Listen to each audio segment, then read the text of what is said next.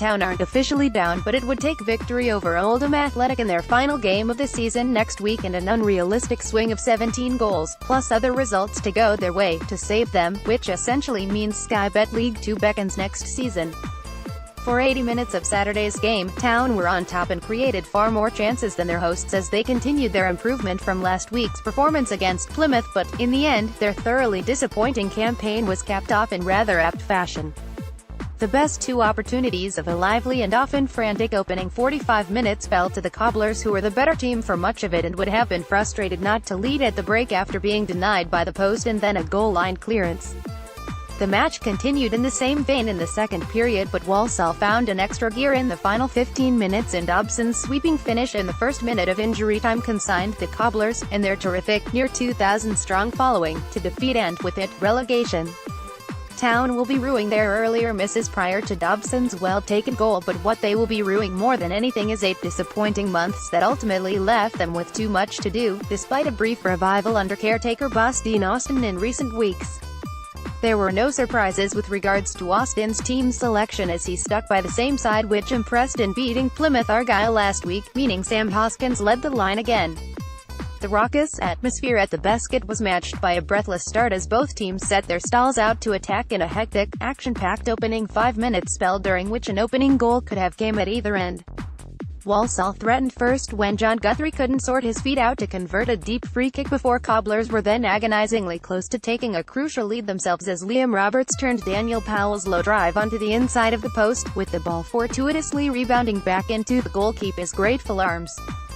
Back came the visitors through Kieran Morris, whose shot from the edge of the box was blocked by David Buchanan, while Matt Grimes also saw 2 long-range attempts hacked away by defenders. This had all came inside a captivating first 10 minutes, and though the game did naturally settle down after that, there was still plenty happening for both sides, with Matt Crooks, in particular, causing problems down Town's right side.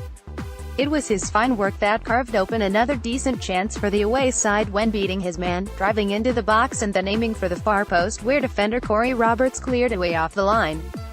The midfielder also saw a penalty appeal waved away as Northampton built up ahead of steam towards the end of the half, but a breakthrough goal remained elusive, and with both Oldham and Rockale drawing elsewhere, the two teams went into half-time still with everything to play for.